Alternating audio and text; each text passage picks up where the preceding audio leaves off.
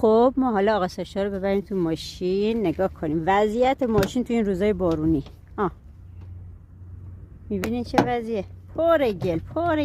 ساشا مامان بودو تو ماشین پسرم. ساشا مامانی قیافه رو نگاه.